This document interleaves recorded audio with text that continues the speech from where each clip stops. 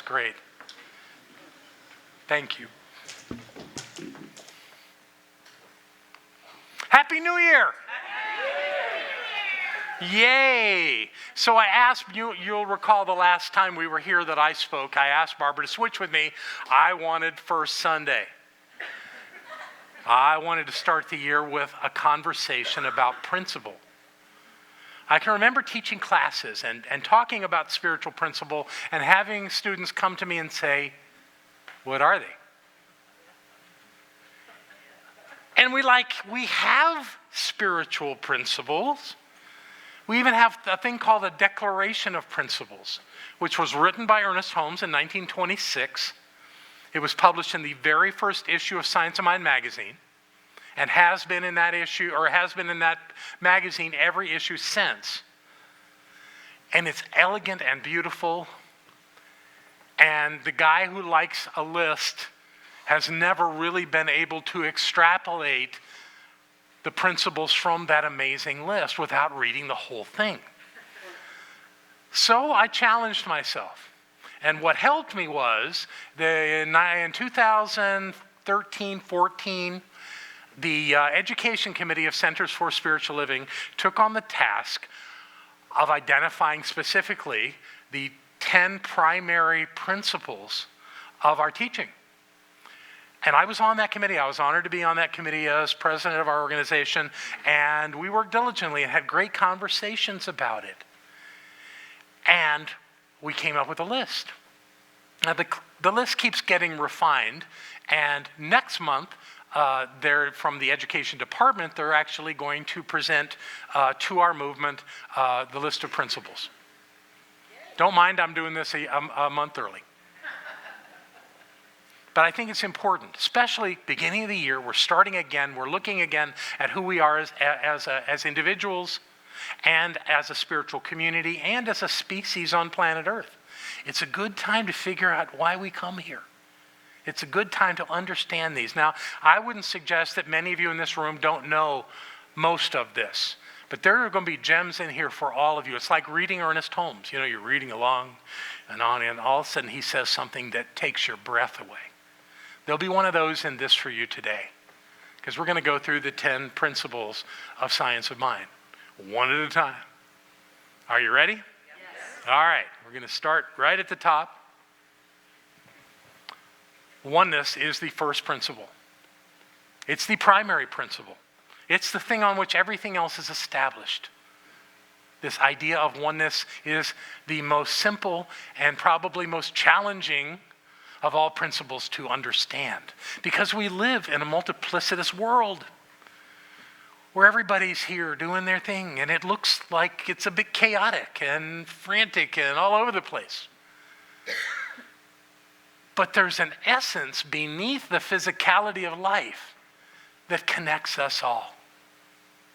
And that's this thing that we call God. Some of us don't like that word, and that's fine. Don't use it. It doesn't matter what you call it. But there's a commonality to all form, all space and time, and all of us. There's a commonality. I once heard Robin Williams talking about someone going through something, and he was talking about this challenge, and the one that was interviewing him said, "Oh, it's like, except for the grace of God, there go I." He said, "No, there go I." It's the same Spirit. It's the same one. We look separate. We're not. And Holmes knew this, and he made that the focal point of this teaching, and he was right. So there's a circle on the screen right now because that circle symbolizes the oneness of Spirit. You know, Spirit is also infinite, so how do you put it in a circle? Well, you can't. But that still is the idea that it's containing the concept of oneness. And there's only one thing going on, and it's God. And that's all there is. Even the way we look so different and act so different and do so different. And there's this whole universe, this cosmos out there that looks so different. It's not. It's all based in one thing, the oneness of Spirit. And Holmes talked about it in his Declaration of Principles. And I'll share with you some of the words that he used. We believe in God, the living Spirit, Almighty, one indestructible, absolute, and self-existent cause. The primary word there to know is cause, because you can't put cause in a box. Spirit is the cause of everything, without exception. And we live in this world where we judge things and we call things bad and wrong and other things good and wonderful. It's all created by God. Guess what? It means it's all created by us. But I'll get into that deeper in a few minutes in other principles. But the idea of the presence is not a personality, is not an individual, is not a point. It's everything, everywhere, always. And when we remember that, the pragmatic value of this is that when you see something that seems so different from you, you're living in the illusion. And the work at that moment is to find God in that problem, that condition, that circumstance, that situation. It's to say that the divine must be there because nothing exists outside of that. And when you do that, it shifts, it morphs, it looks different to you. Your perception changes. And suddenly, this thing that seems so bad or wrong or hard has value. Oh, I can learn this from that circumstance. Everything has that, no exceptions. No exceptions. Yeah, no exceptions. I'm really into that. This idea of oneness. I got one more that he wrote in the Declaration. We believe in the unity of all life, that the highest God and the innermost God. Same God! Same God, no difference. Which means that the creative force in your life that creates the new job or the new relationship or something wonderful in your life, it's the same God that is creating the universe. I'm very clear that God did not create the universe. God is creating it as we speak. So are you creating your universe as we speak. The creative process doesn't end. It's always going on. That's actually another principle, so I'm getting ahead of myself. But you got this idea of oneness?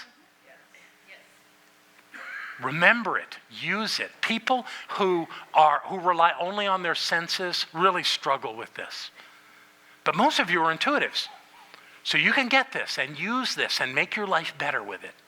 That's the point of oneness. That is the number one idea that's offered as a principle of science of mind. Guess what number 2 is? Yeah, well, you got the list.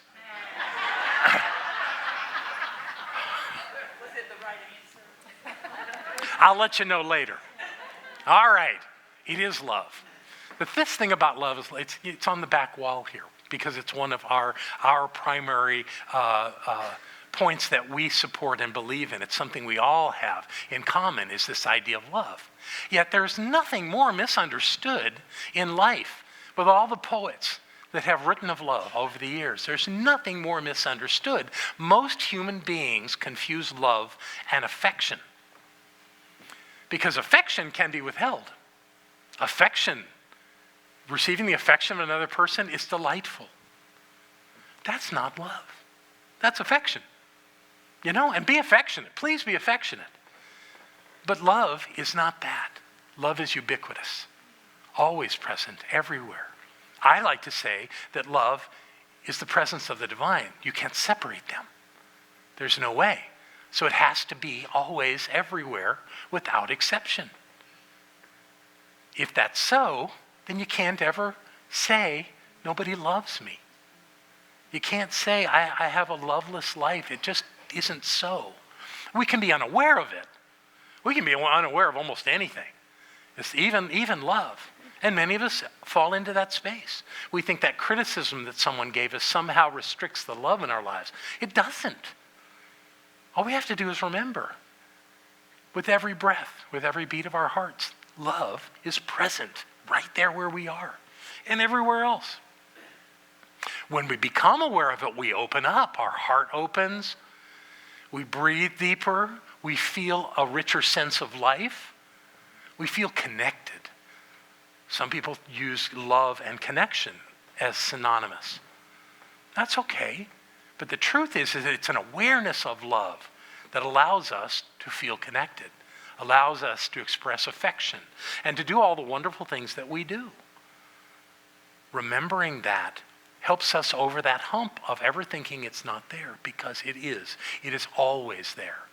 In the Declaration of Principles, Holmes writes it this way: we believe in the eternal goodness, the eternal loving kindness, and the eternal givingness of life to all. Now, he didn't say the givingness of God to all, because there is no givingness of God, because God is everywhere. I mean, you could say that God is into self-giving, and that's okay. But there's no God somewhere that is giving us something. It's already here. We already have it. It's our job to be aware of it. And when we are aware of it, life shifts. And suddenly the presence of the divine as love is right where we are. It always has been. It's just the question of, do we know it, and do we use that as a way to have that full, rich life that we claim we want? Or could we possibly feel unloved or unlovable? That's nonsense. Every one of us is lovable. Every one of us is love, because that's the nature of God. Okay? That's number 2, love. They used to call the threefold nature, they'd had a different name before, it was the triune nature. Too damn close to trilogy for me. Or Trinity. Trinity was the word, Trinity. I said, oh, it's trying to be Christian. But it's not. It has nothing to do with that. There's no Father, Son, or Holy Ghost in this model. But there is that circle that we had before, but now it's showing 3 sections, which is a misnomer as well, because these are not sectioned off aspects of the divine. But there are 3 aspects of the divine that must exist together, or none of them work. So if the circle means spirit, when we divide it up, it's still spirit. And we're not really dividing it, we're just showing there's 3 aspects. And looking at those 3 aspects to make them fit. So the threefold nature of God, another misnomer here, begins with the idea of spirit in the top, but it's not really that that's spirit. It's that that is the initiating point of spirit. It's the invisible, but all-powerful aspect of spirit. It's cause. Remember we saw cause in the other one? That's what the top part of the circle is. It's cause. It's where everything initiates and begins. Now the interesting part of this is it's not an aspect in that part that actually creates.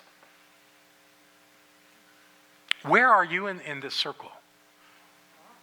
You're at cause. You're at that point at the top. You're not in the other 2. You, as a spiritual being, do your creating, but actually it's initiating of creation at that aspect. That's where you do that work as spirit. But there's 2 more parts. How does that work? Well, what are you initiating? You're initiating the law of spirit. Spiritual law is some kind of a mechanism that takes, it's called the impress of your thought, and turns it into something physical. A condition, a person, an object, an outcome, however you want to call it. But the law is the thing that does the work. And the law is also ubiquitous. It's everywhere always. And we use it. That's the value of it, is we use it. Holmes once said that we use it or we can use it, is what he said. We can use the law. No. We use it. Anybody here ever stop thinking? If you stop thinking, obviously you're not using the law. But if you're having a thought, it's being impressed on the law, and you can't escape that. You can't say, "Well, I really didn't mean it." The law doesn't do it that way. The law will not argue and let you know that that's a really bad thought to have, that will not get you the thing you think you want. It won't do it. He'll say, okay. Sort of the way some people describe the divine. Ah, my beloved, in you I am so pleased. I'll give you this thing that you think you want. You think you want a relationship with that person? Sure, here you go. The law doesn't care. The law absolutely doesn't care. It is subjective mind. It is subject to the thing that you put there. So what are you putting there from the top? What are you putting in the law? What it's doing is it's creating the last part. And it says body, and that's a bit of a misnomer too, because it's everything that you can physically see.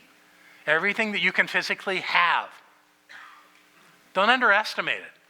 What the law can do to create outcomes is amazing. It's doing it all the time, whether you realize it or not. So that's the structure. That's what this is about. The threefold nature. Right? Does that make sense? All right. Spiritual law, the middle one. We got to talk about it independently. You might have noted that there was no quote from the Declaration of Principles on the threefold nature. The reason is that he didn't write about that in there, yet he talked about it incessantly otherwise, and the Science of Mind textbook is full of that symbol and what it means. Ad nauseum, he writes about this, but he didn't speak to it as a specific concept, yet it's essential to who we are. Okay, spiritual law. This is so incredibly important to understand that you cannot escape it. You cannot get away from this idea of law. You can't have thoughts that aren't part of it. Again, it will not argue with you. It will not correct you. It will not give you advice. That's not what it does. It is totally subject to what you think. It will take what you think and manifest it into your life. And you go, well, I've had lots of thoughts that haven't manifested. That's because you changed your thought before it showed up. Let me tell you one interesting thing about spiritual law, too. It is not linear. This is a hard one for some people to get. It's not linear, meaning that you can do a spiritual mind treatment or have a very clear thought that you have something. Very clear, absolutely clear, that you have this thing, whether it's a check or money or an object, maybe that you've lost. And then you go to the mailbox, and it's there. It didn't just suddenly materialize in your mailbox. Somebody sent it to you. They sent it to you before you had the thought of wanting it. The law is not linear. It's not waiting for you. It's almost like it knows. But it will only do what you ask it to do, but not necessarily when you ask it to do it. That also happens when you have a thought that you want something. Remember the wanting conversation? And you put a lot of energy into wanting, and you go, oh, it didn't show up. That's because you're wanting it. If it shows up, you can't want it anymore. Don't do that. The trick is, you want to use this spiritual law, use it. And know the truth of who you are, and know what you have, and know what's working in your life, and claim that in absolute terms, then the law cannot resist it. That's how it works. Here's what Holmes said about spiritual law. Oh no, I forgot about this one. This one is actually a list of terms that are used in the Science of Mind textbook. I really limited it to there because there are books written on spiritual laws. The law of cause and effect, the law of correspondence, the law of attraction, the law of mental equivalence, the law of mind in action, the law of compensation. They're all the same law. They're exactly the same law. The only thing that's different about them is the way people are perceiving them. It's like that thing, I think I used this one Sunday where a bunch of people blindfolded touching an elephant and describing it completely differently. Same elephant. Same law. There's only one law. I don't care what you call it. It's the spiritual law. That means when you think it, it's in your life. And there's no getting around that. That's what I wanted to say, and this is what Holmes said about it.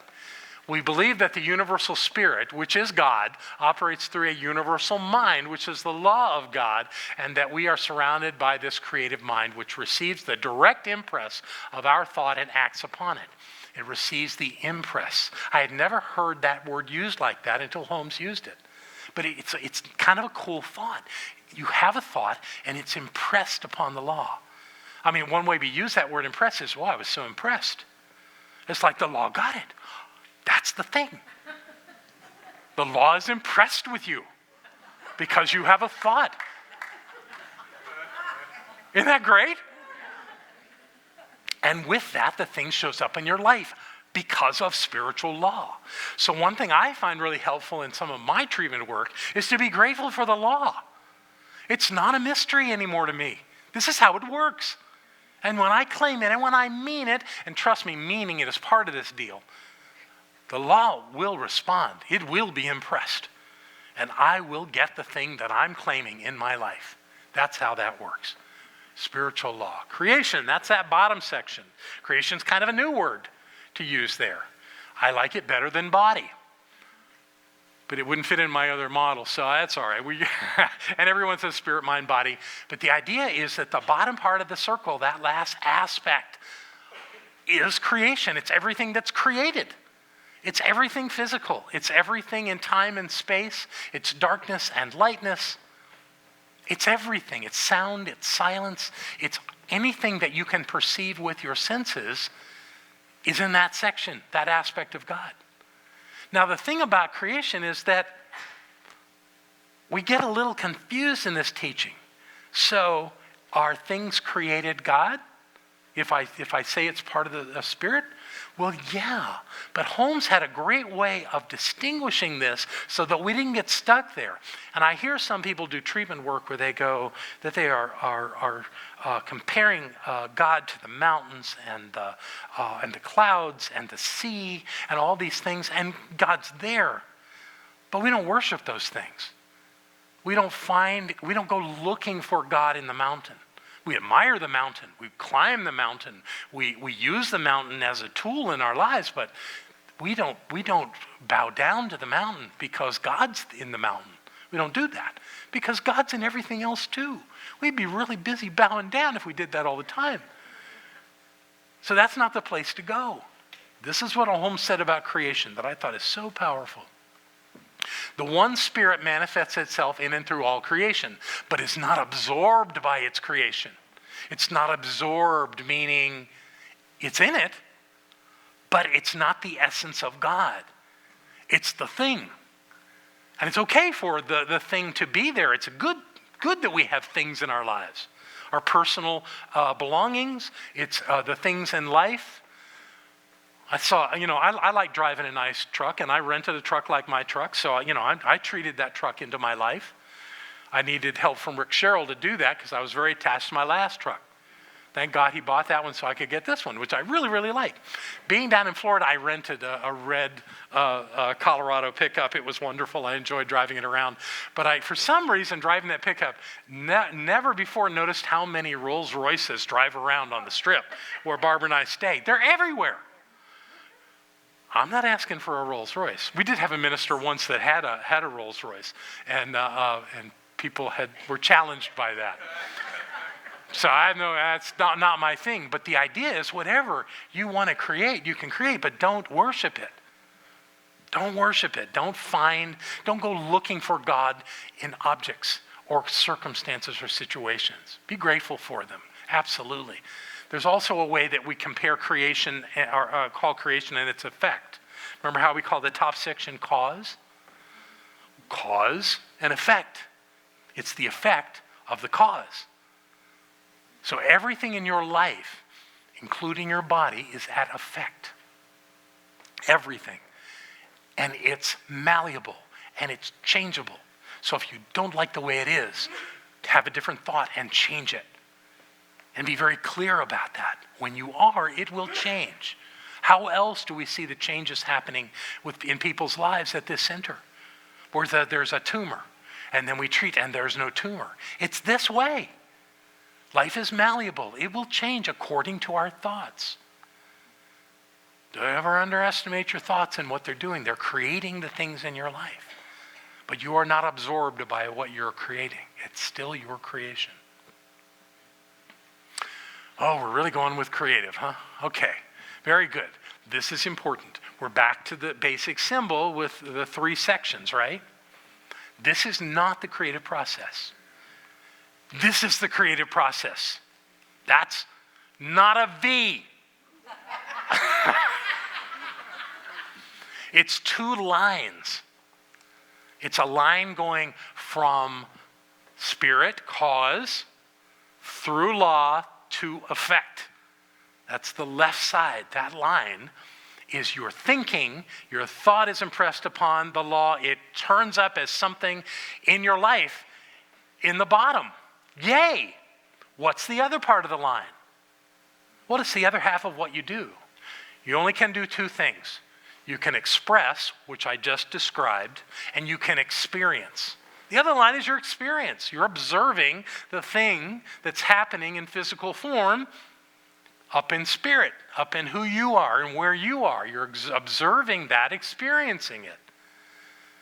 Now, whether or not that's a good thing depends on you. What are you thinking? What are you creating in your life? What's showing up? If something's showing up in your life you don't like, don't blame it. You did it.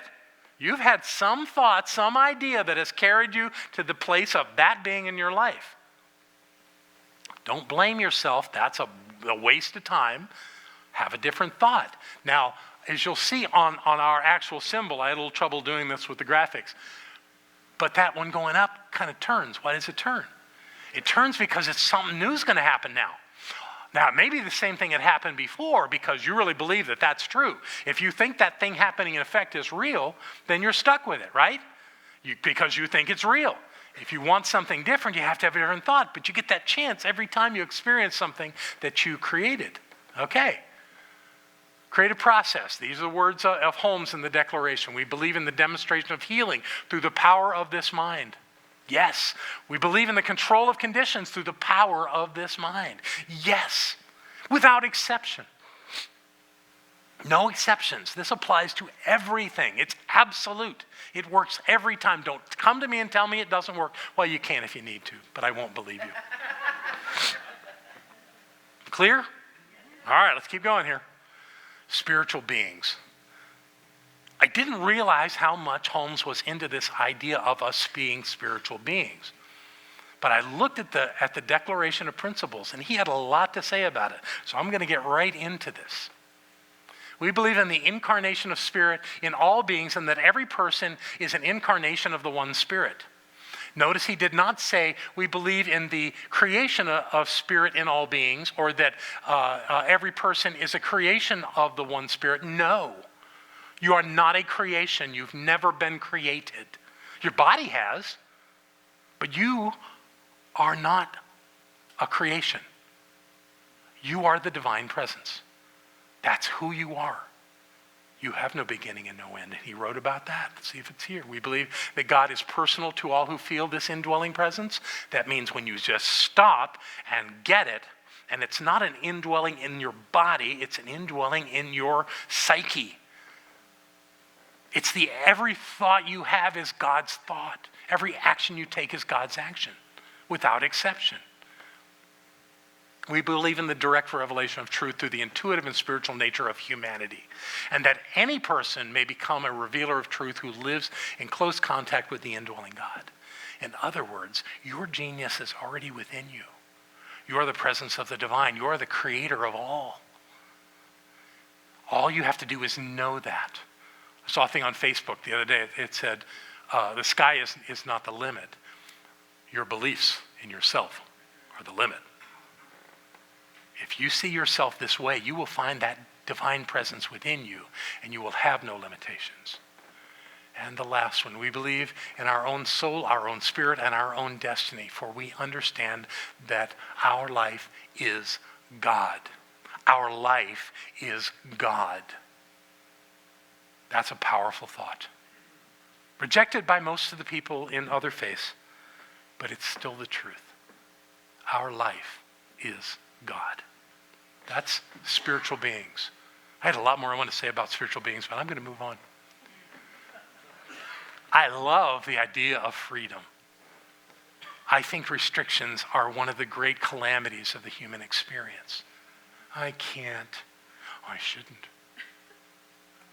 I don't know what to do. All this idea that somehow limits who we are is such a waste of energy. It's all based in fear. That we might fail. So what? Anybody who's ever been successful has failed, I promise you. Everyone in this room has failed. You're still here. You didn't just vaporize at the moment that you suddenly thought you had failed. And you can look at failure and say it doesn't exist. It's just another experience. It's just that other line going up. You don't like it? Do something else. Freedom is amazingly important to who we are. And is a principle of science of mind, and is powerful. And it calls to us to awaken to who we are and what we can do. And to not limit ourselves. To not hold back. This is what Holmes said. We believe that the ultimate goal of life is to be a complete emancipation from all discord of every nature, and that this goal is sure to be attained by all. Emancipation. Emancipation. You know where that word was used. The Emancipation Proclamation. So here's what's good to understand about this idea of freedom.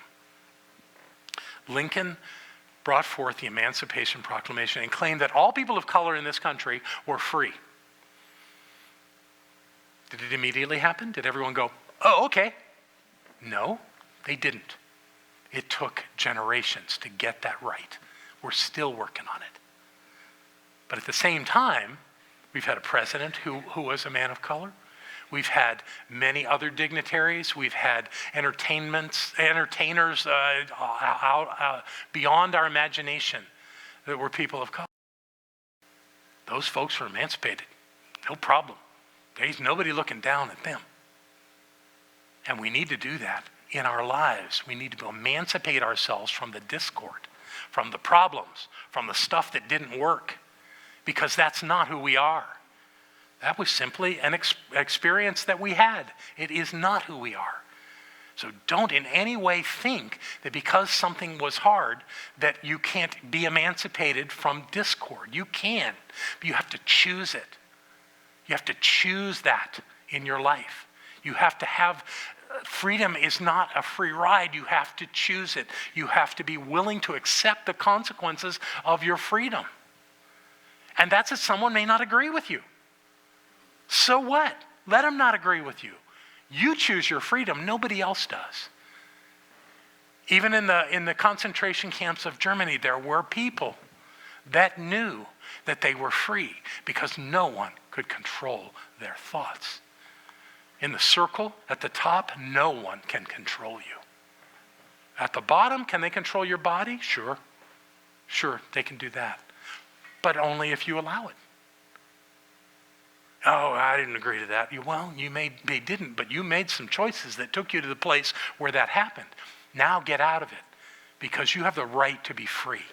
You have the right to be emancipated from the discord in your life. And when we all figure that out, we will surely attain it. And not until, but we can keep working on it, just like they did with the Emancipation Proclamation. We can keep working on it and be more and more free every day. That's our work.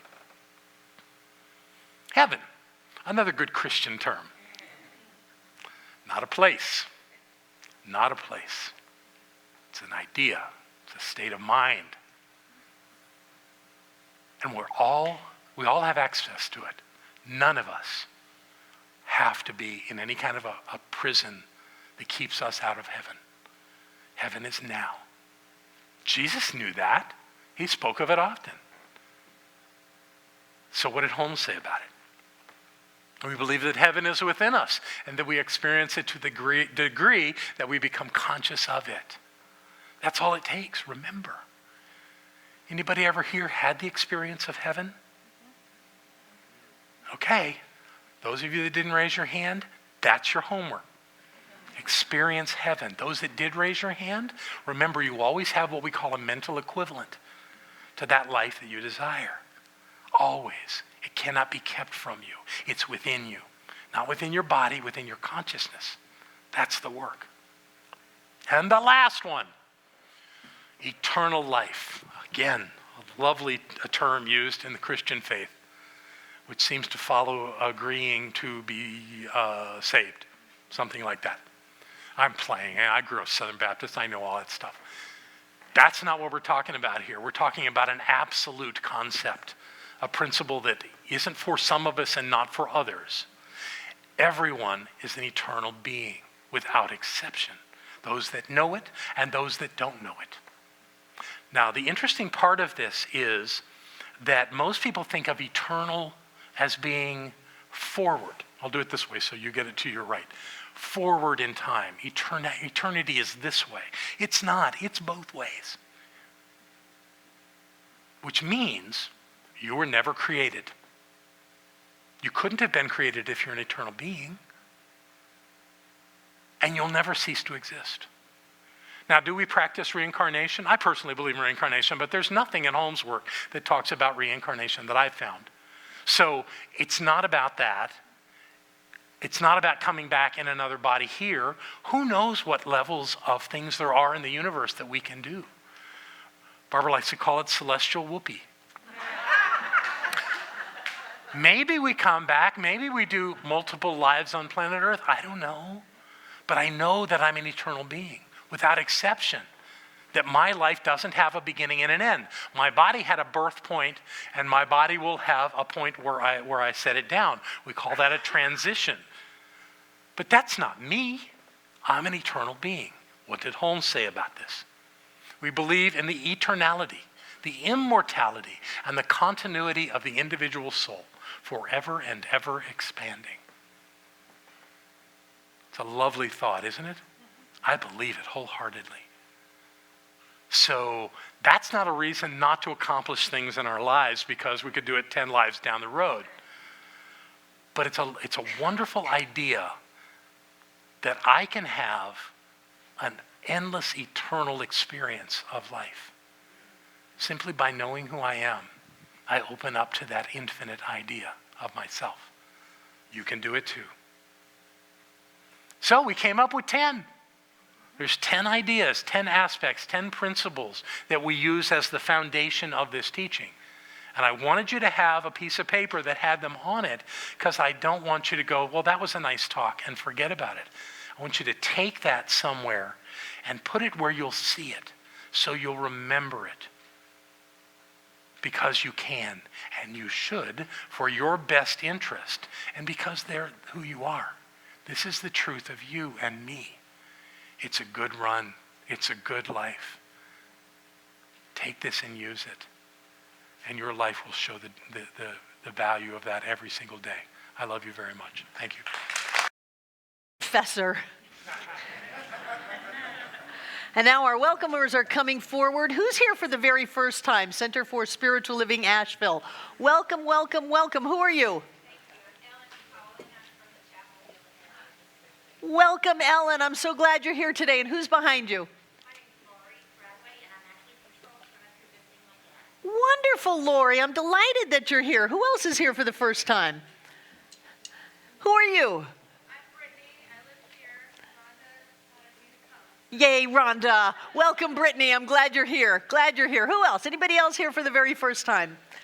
Welcome to Center for Spiritual Living, Asheville. The welcomers are giving you a card, and if you want to know more about our center, you can give us your name and address, give us your email address, and if you just want email notices, we'll email you a wonderful weekly e-news that Rodney puts together every week and let you know all of the things that are happening. But more than that, I want to thank you for being somewhere that changes lives.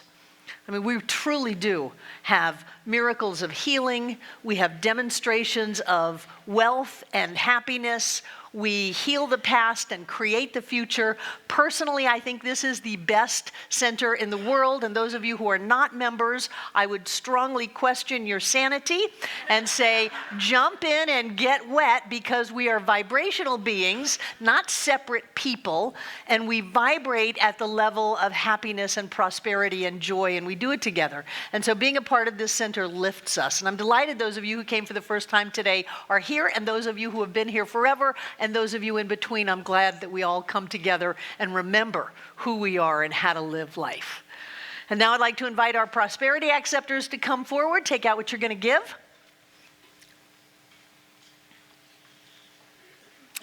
Thank you for your generosity. We have had a wonderful 2018. And we have done very, very well as a center. We don't talk about prosperity, we demonstrate prosperity, and we are committed to the prosperity of our members. We treat for you, we teach you, and we lift each other up. And I always tell my colleagues that if their center is having trouble, their issue is with their members, and that we have to lift each other up into lives of health and wholeness, prosperity, love, and joy. And when the membership or the community rises up, then everything works out. And so that is my commitment to you, to do everything in my power to make sure you get it, that you get to have the life of your dreams, and that life is meant to be a wonderful experience. So thank you for your generosity. Thank you for your trust and faith in this center and in this teaching and putting law in motion and reaping the harvests.